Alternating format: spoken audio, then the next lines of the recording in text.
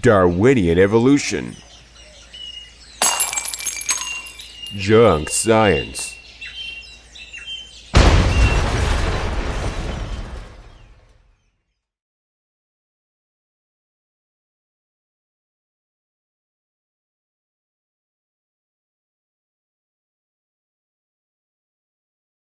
So what we're looking into is Darwinian evolution, or origin of the species. And specious simply means having the ring of truth or plausibility, but actually fallacious. In other words, false. That's Darwinian evolution. Everybody believes it, not really everybody, but it permeates the culture. So people think it's true, but it really isn't. Well, as we look at this, we see that Charles Darwin wrote a book called Survival of the Fittest, and it was published in 1859. His theory, put forward in the book, he called natural selection. Sometimes it's called survival of the fittest. And his book on the origin of species, which is really not the whole title. We talked about that in our last program. But nevertheless, it's telling you what he's really saying, that the origin of species came about through this survival of the fittest natural selection process, and that this is the process that drives evolution. That is the main idea of Darwinian evolution. It says Darwin has been described as one of the most influential figures in human history. His book on the origin of species went on sale 22 November 1859. His theory is simply stated in the introduction. This is how he puts it. As many more individuals of each species are born than can possibly survive, and as, consequently, there's a frequently recurring struggle for existence, it follows that any being, if it vary however slightly in any manner profitable to itself under the complex and sometimes varying conditions of life, will have a better chance of surviving, and thus be naturally selected. From the strong principle of inheritance, any selected variety will tend to propagate its new and modified form.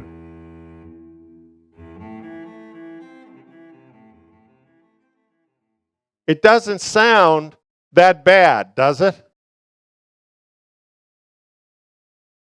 Actually, it was a radical teaching, because basically what it's saying is the thing that advances any species is competition and death. So instead of holding up life as the important thing, it's all about death. Death of almost everybody except those who are superior, the fittest. It's all about their survival. An interesting thing about the Darwinian theory is that it is amoral.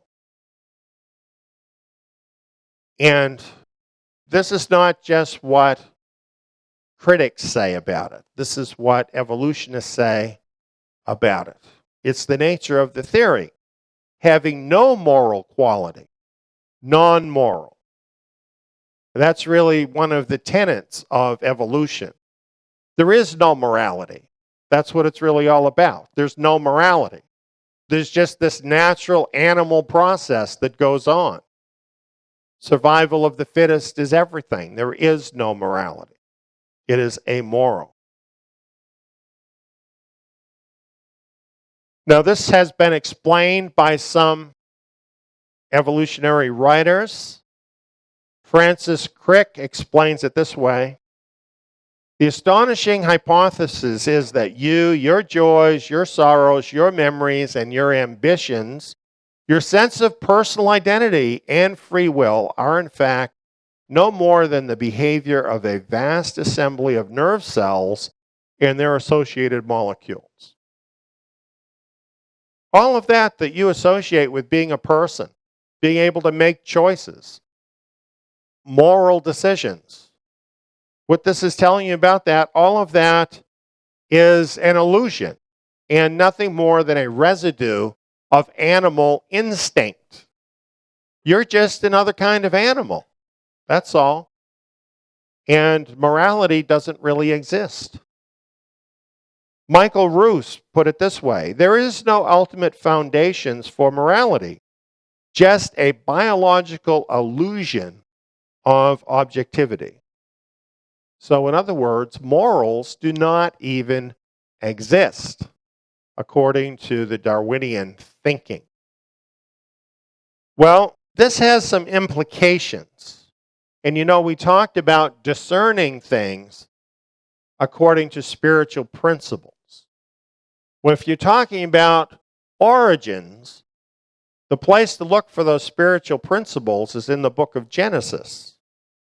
Let's compare what those principles tell us compared to what Darwinian evolution tells us.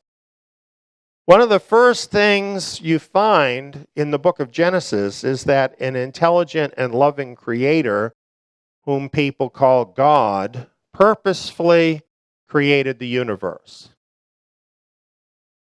Darwin says there is no God.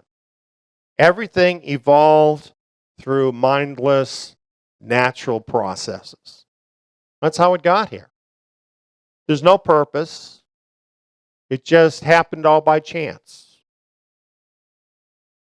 Well, here's another principle. The earth and everything on it was created for the use and blessing of man. This you find right in the first few chapters of Genesis.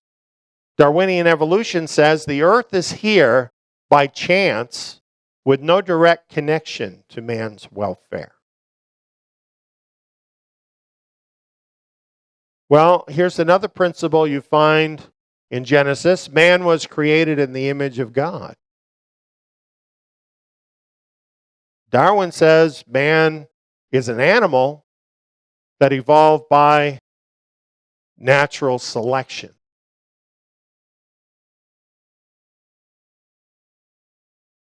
Now, there are certain implications of these two opposing ideas. For example, Genesis would tell you that all human life is equally sacred before God because all sorts of people from every ethnicity are all descended from the same parents and equally in the image of God.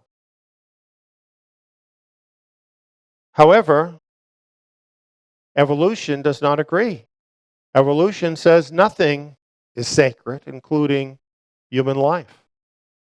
As a matter of fact, you have to have a lot of death for evolution to occur.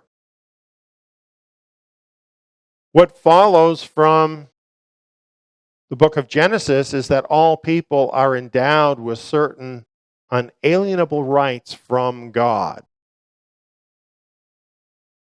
According to Darwin, survival of the fittest is the only rule.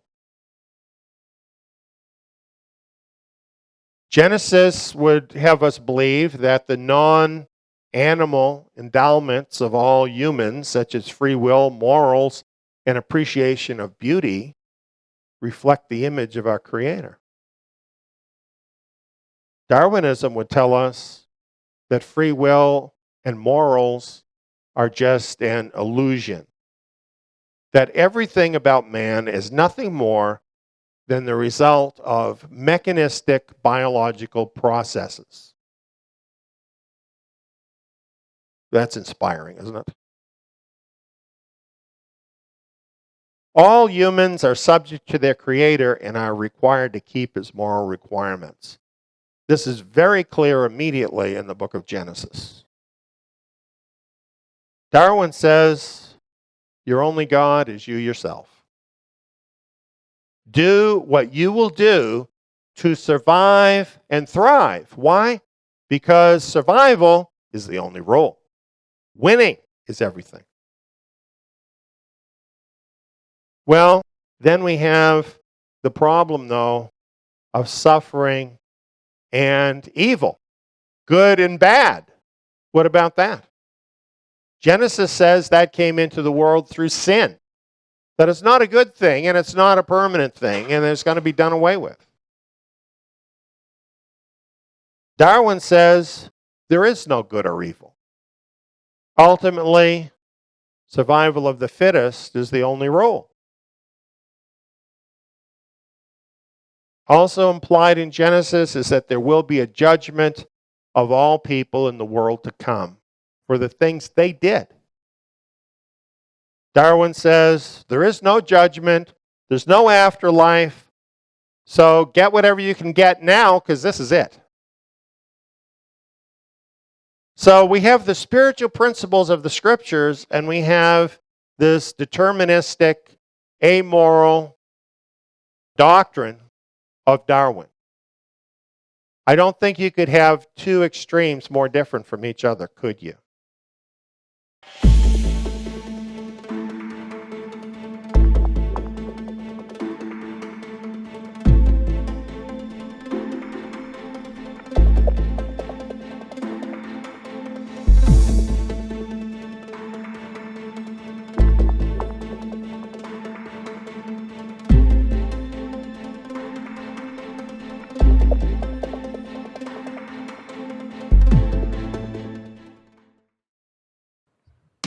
Was this video informative?